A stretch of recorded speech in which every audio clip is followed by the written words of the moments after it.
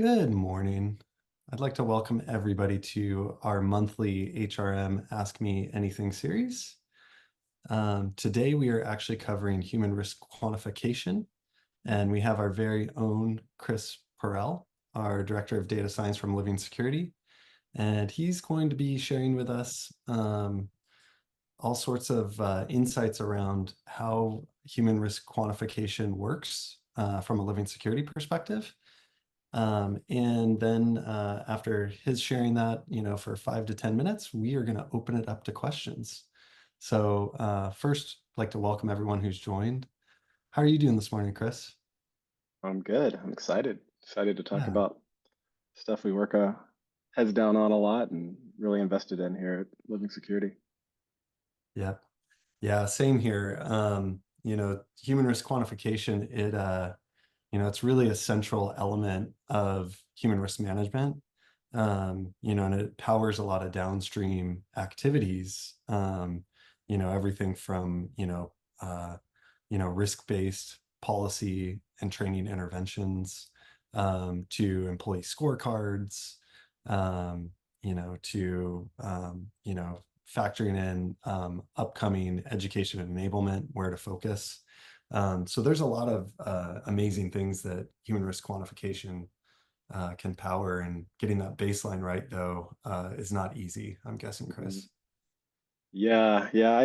I've been working kind of in the broader risk assessment, risk quantification space in cybersecurity for about 10 years now, and it's exciting to have an opportunity to work on the analytics side, but also with tools to actually affect the end user via training, via nudges, these sort of inner ways that we can measure risk, but also try to influence behavior to improve security posture and track that over time. So yeah.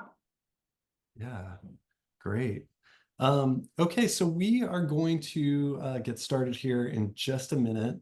Um, just a few logistics before we do get started. So as I mentioned before, we're actually going to start with a few poll questions to the audience. That's going to help us to, first of all, get an idea for where everyone is in their, sort of human risk quantification journey. And that will also help Chris as he, introduces the concept, which will follow the polls. He'll do a few slides, and then from there we will open up for questions. Please do enter your questions in the Q&A section of the webinar. It's also totally fine to put it into the chat. But as those questions come in, we will go ahead and answer them. So with that, let's go ahead and let's launch this poll. Um, so yeah, so first question, um, are you using human risk quantification as part of your security awareness and training or human risk management program? So that is just a yes or no. Um, if folks wouldn't mind answering that. Um, and then our second question is, what are some of the ways you use human risk quantification in your organization?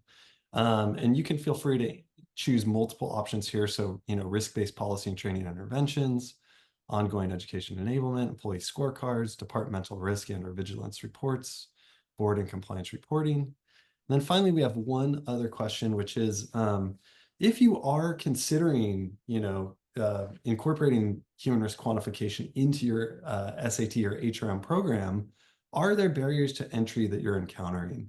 And those could be things like data integration, data protection, model performance, time or budget constraints, or none of the above. So, so yeah, looks like we've gotten some good responses. We'll give it just one more minute for people to get their answers in. And we're seeing some interesting patterns so far. Um, so yeah. Okay, it looks like we've got 17 people on our first question. And then on our next two, we're at 13 and 11. So we'll just give a little bit more time for people to work through these. And so Chris, yeah, we've got some interesting, kind of results here. Looks like about 3/4 of our audience or our respondents are already using human risk quantification. Does that surprise you? Great. I wouldn't say it surprises me. It sounds like there's definitely a gap to fill there. We want to get to 100%, but maybe curious about question three when we get there. What's Cool. stopping folks from using it? Yeah. And then, yeah, we see some of the ways people are using it. It looks like most popular is ongoing education and enablement prioritization. Board and compliance reporting is number two. And then we've got a tie between departmental risk and or vigilance reports, as well as risk-based policy and training interventions. And then finally, bringing up the rear is employee scorecards. Hmm. Um, Interesting. Okay. uh, Yeah, the scorecards, it's I think some organizations are really hot on them. They're excited about kind of getting that information out to their employees, and others are really hesitant to push that stuff out. But the others, yeah, a lot of that makes sense. Tracking training, phishing simulation, and being able to report those things up and throughout the org, that definitely tracks. Yeah. And then, yeah, let's take a look at the barriers to entry. So, it looks like, not surprisingly, time and budget constraints are, top of the list. It seems data integration is second, Hmm. with data protection, bringing up third. And then surprisingly, looks like model performance and ROI actually is not a big barrier to entry. Oh, Um, I'm glad to hear that. Yeah, sometimes we have heard pushback on whether or not the quantification approach is going to be. Oh, there's the results. Yeah, the quantification approach is going to be appropriate, but it sounds like yeah, that's not as big of a blocker. It's more around being able to find the budget, find ensure that we can get access to the data and get the necessary approval to bring that type of data, which is can be very sensitive, into another system. yeah.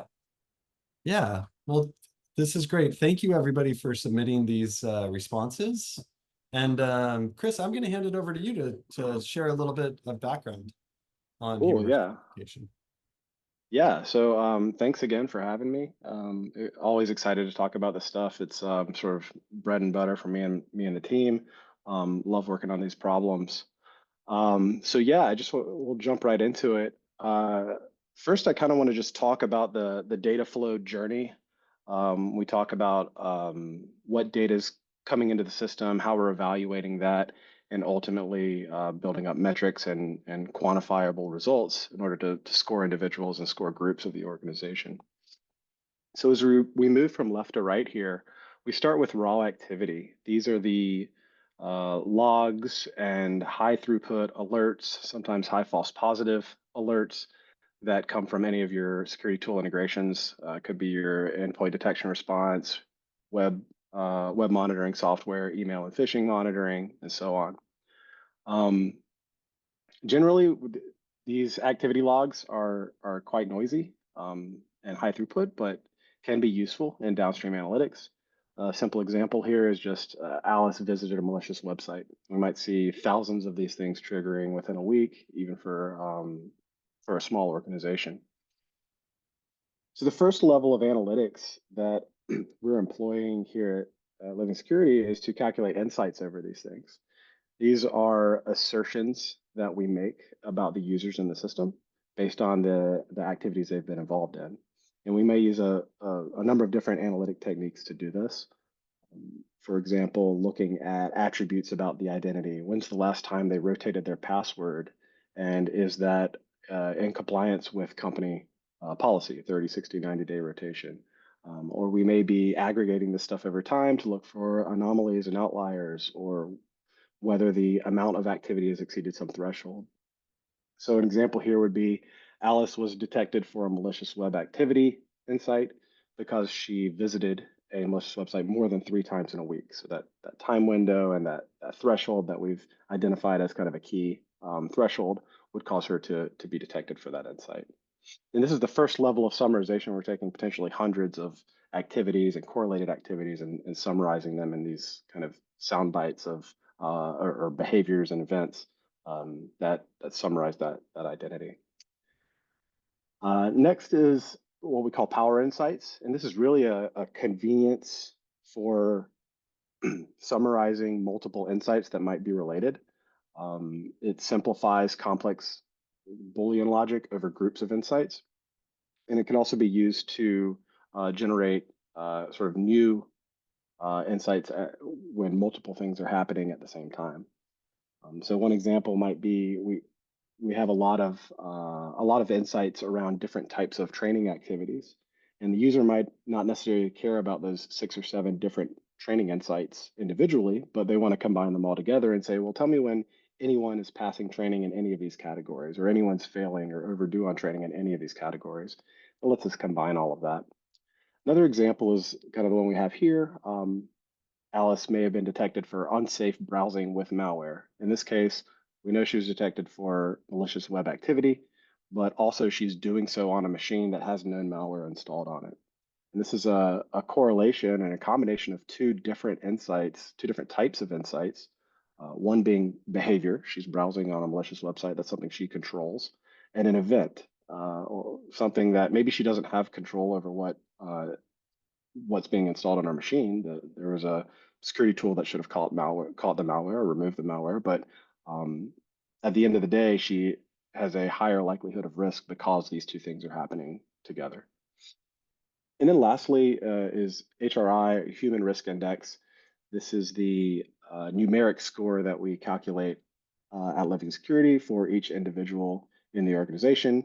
This combines all of the different insights that have been observed about them and provides an overall summary score, 0 being highly risky, 1,000 being the riskiest, and 500 right in the middle, relatively neutral. We don't really have any inclination of whether they're risky or vigilant. And then we can aggregate those scores up for groups, segments within the organization, or the organization as a whole. So example here, Alice may have a HRI of 172, which is considered highly risky. So here I want to give a little bit of an overview of the scoring technique that we're using to get to arrive at that HRI. This is on the left is a kind of a diagram of the machine learning approach that we use. It's a probabilistic graphical model, or Bayesian network is another term for it. And effectively, it's a way to take a bunch of different variables that can be observed, codify how those things interact with one another and how they're correlated with one another, and ultimately produce a likelihood that someone is risky in this case, or any variable depending on what you're modeling, but in this case, we're modeling human risk. So as you kind of move from the top down to the bottom, insights are more, insights and impact modifiers being our concrete observable things. These are facts that we've observed from integrated security tools, or impact modifiers being facts about the individual. And as you move down through this model and get to HRI, things become more abstract and more of a summary and a prediction about how risky the individual is. So we've talked about the insights already. We have hundreds of these in the model. I think we're right around 250 or 260 right now, ranging from training activity, phishing activity, web traffic, logins, use of MFA, really a wide variety across the security landscape. Impact modifiers is contextual information about the identity that's used to adjust their risk. This is where we sort of incorporate the fact that it's not the likelihood of risk for an individual isn't the same for every person. Um, Depending on what access to data you have, maybe you're an executive, like that's one impact modifier. Maybe you have access to crown jewels or elevated access to the system, that's an impact modifier. And if you have this sort of elevated access, your impact is higher, all of the things being equal, than somebody who doesn't have access to that type of data. So someone that's susceptible to phishing, we'd assess a higher risk to if they have access to sensitive data. The intermediate or hidden modeling layers is really just to indicate there's a lot that goes on under the hood that correlates all these different insights, groups them by category, and sort of controls how we estimate the probability of risk for an individual based on the behaviors that they've been involved in. They're similar to Power Insights in that they're grouping things together, but it is a different feature. Ultimately, all of that feeds into a layer of security categories or business risks. This would be like access, malware, things like that, so that we can assess the probability within each of those of risk within each of those business risks. This is also where we tie in that impact modifier information, and then we aggregate all of those to a single variable or single numeric score. That's where the sort of target node that gives us the HRI score, that 0 to 100, 0 to 1,000 score at the end. I want to just kind of briefly talk through a real world example here. This is a real customer identity profile that we pulled from one of our customers. It's got a mix of vigilant and risky behaviors. In this case, the vigilant side, they were resetting their credentials in accordance with company policy and kept their EDR definitions up to date. But on the risky side, they've opened some simulated fish, and over the past 30 or 90 days, depending on this customer's config, have clicked simulated fish links multiple times. This kind of shows how, in a subset of the model, how that stuff, how those detections feed in through those intermediate nodes, ultimately into a few different of security categories or business risks, and ultimately down to overall HRI. The numbers are kind of showing estimates of the likelihood of risk for each of those nodes, but at the end of the day, we know that these things definitely occurred, and this is an estimate and a summary of how risky we think this individual is. So the big question is, what can we do about it? We don't want to just stop there and report up. We want to be able to guide actions that are going to improve the security culture. So can we bridge the gap between this behavioral analysis and summarization and actual impactful course of action? So this shows an example for the same user, but we've done something to intervene and address the risky phishing behavior. So what it's demonstrating here is this has been zeroed out. We're no longer seeing this person clicking simulated fishes. They're no longer opening simulated fishes, and all of the risk zeroes out. This intervention could come in a number of different ways through action plans or workflows in the tool, via training or internal communication or something else. And the takeaway is that we see now that risk likelihood has been eliminated, their score jumps significantly. They're getting their score is increasing significantly because of all of the vigilant activity that they're taking, and they're in a highly vigilant state now with a score of 702. And ultimately, we were able to aggregate this stuff up at the group level for segments and the organization as a whole, and track when these things are increasing and decreasing over time. I think I'll pause there and just kind of take a few questions about the whole process. Fantastic.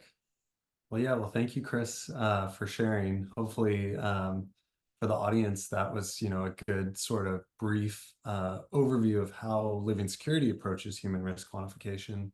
Yeah, please feel free to submit some questions into the Q&A. I can see that some are coming in, which is great.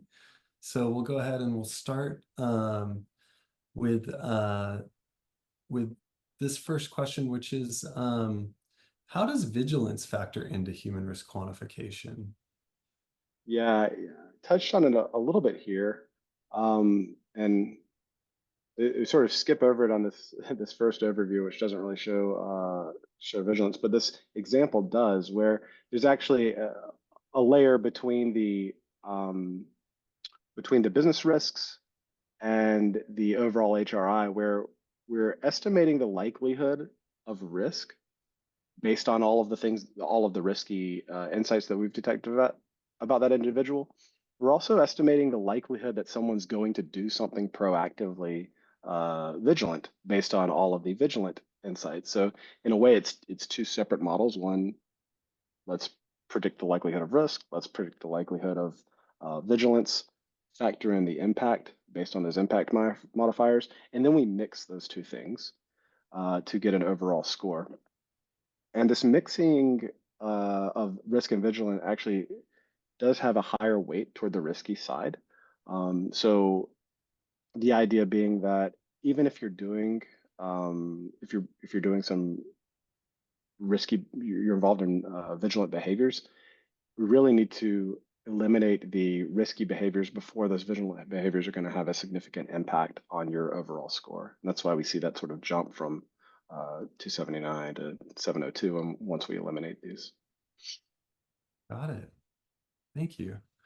Okay, next question. I'm actually going to take two questions that have come in and I'm going to combine them together because I think they're somewhat related.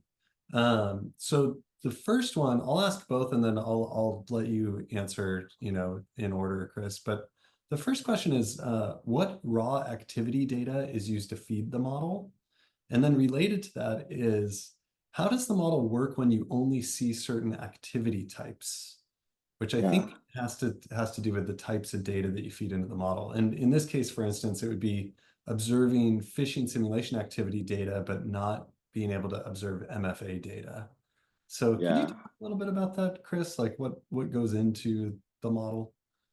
Yeah. So the main data that we're taking in when we're evaluating HRI, there's kind of two categories. One is entity information. This would be things you get from like your directory service, their facts about the person.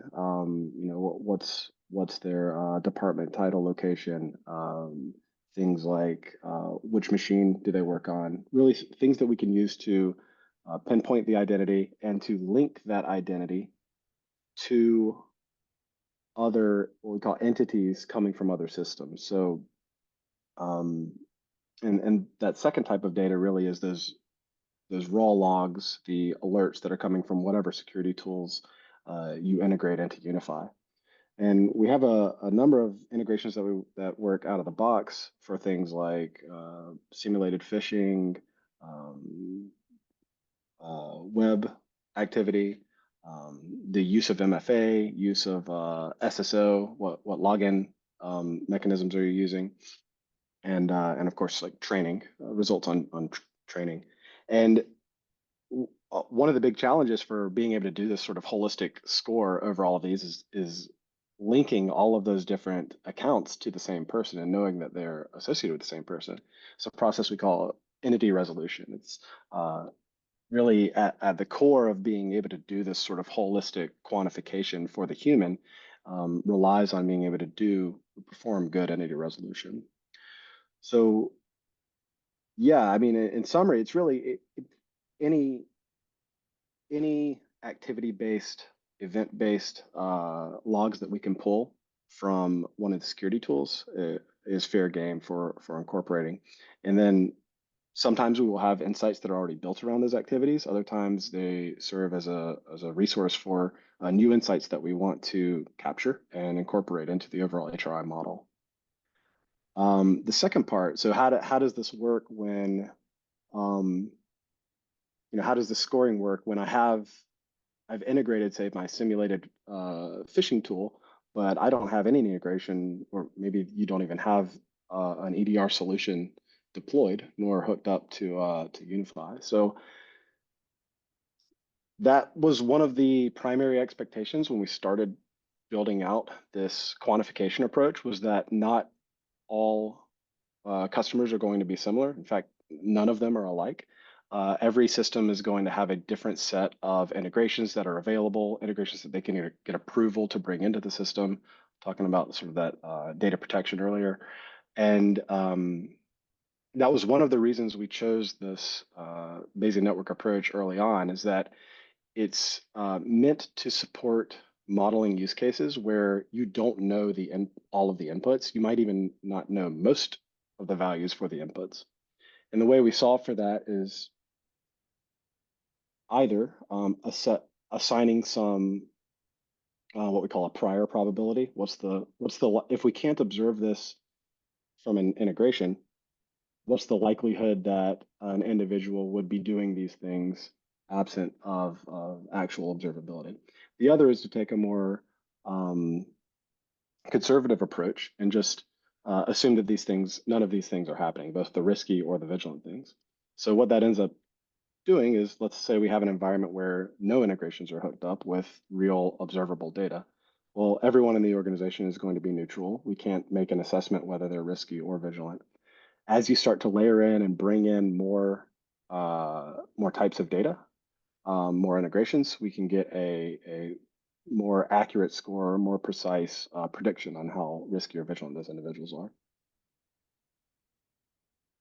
Great. That thank you, Chris. That was a great answer. And it's actually spurred a couple of questions that are, that kind of follow on this. These two are both related as well, from Amanda and Joe. So Amanda's question is, do you have or analyze data over time?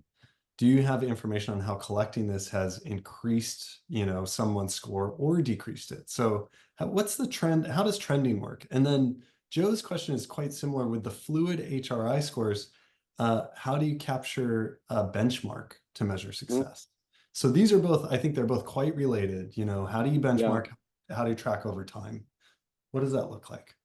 Yeah, so tracking over time, I'll tackle that part first. So we do track all of the insights over time, how often they're being detected over time, and even the insight logic itself has a notion of time baked into it. So, for example, here, if simulated fish clicked multiple times. This would be, did someone click on a simulated fish link more than once in the past 30 or 60 or 90 days? So we're already taking a sliding window and looking at aggregates of raw activity there to decide if this insight is even active. Additionally to that, once it's occurred, we don't just calculate risk and then suddenly the next day risk falls off because or say a week later, the risk falls off because it's been a few days since you clicked on a simulated fish.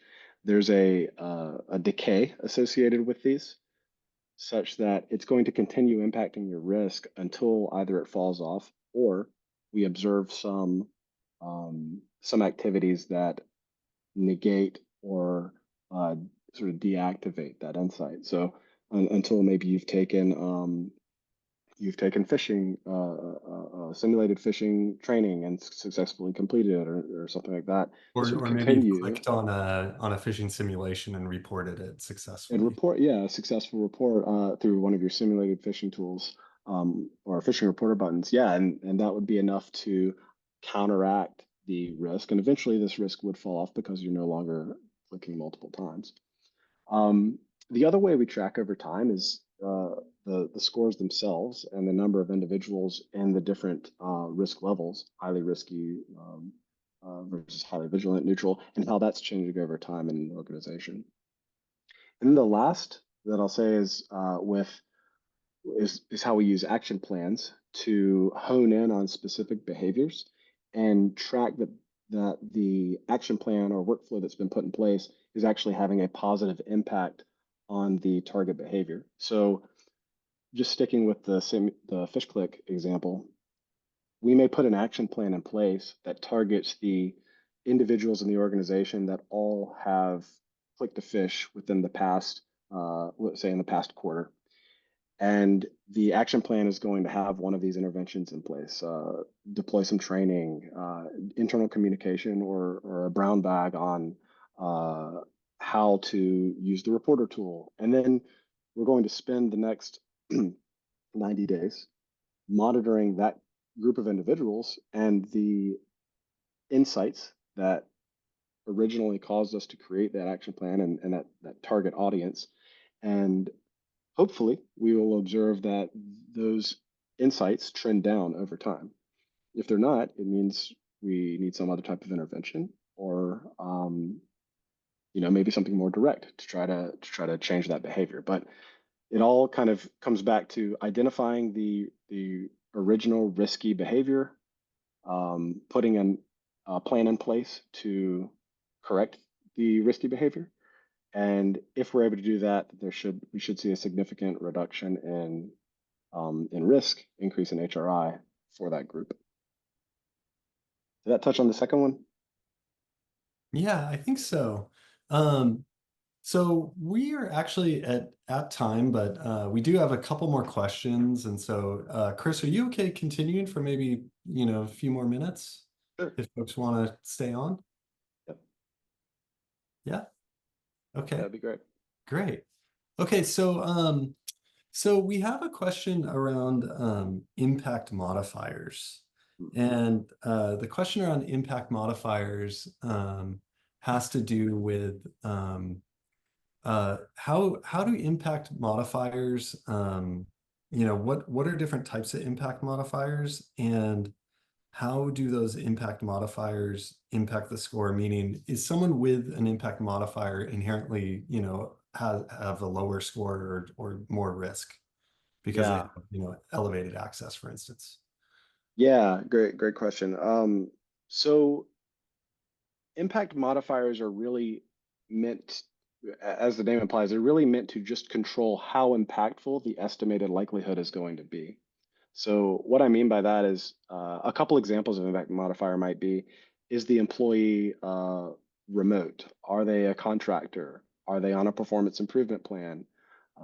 Are they part of the executive suite? And a common one that we see folks want to use is, do they have elevated access to any sort of like IP or privileged systems?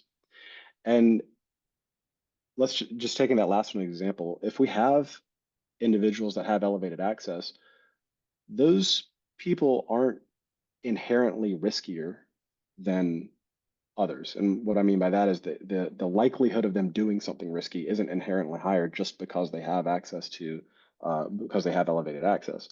So in and of itself, if we have someone who's doing nothing but vigilant behaviors, no risky activities, they're having elevated access is not going to bring their score down.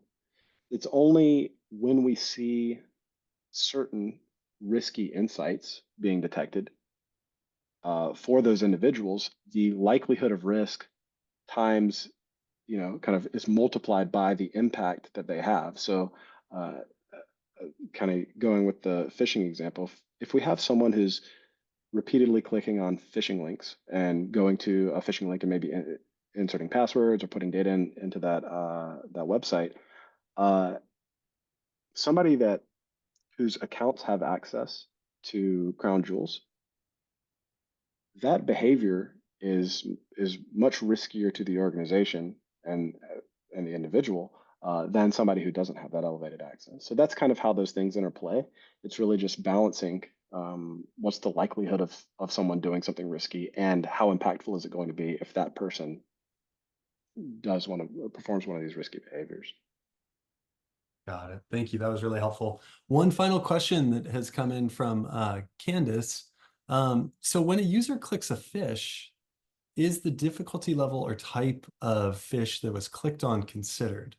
And that's really, around the idea that not all phishing is the same from our experience. There can be different, levels of difficulty, for instance.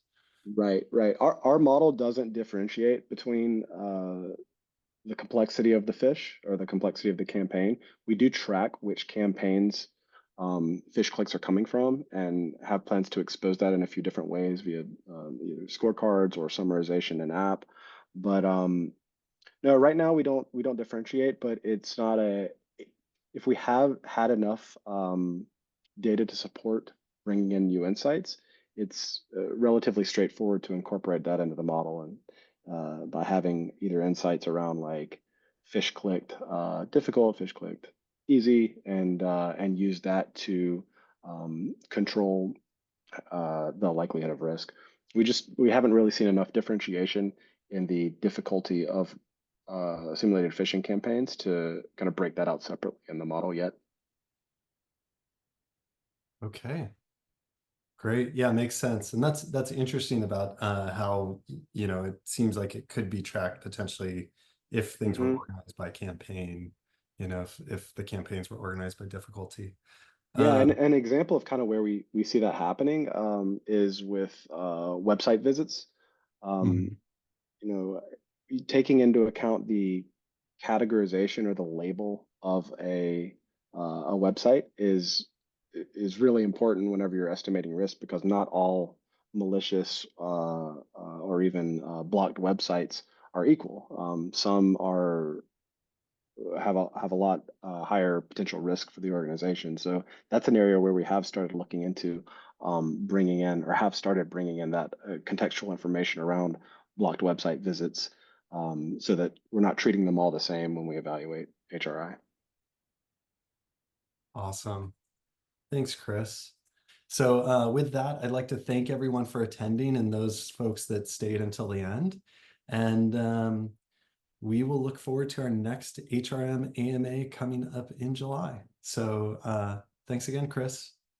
Thank you. Yep. Have a wonderful day, everybody. Bye-bye.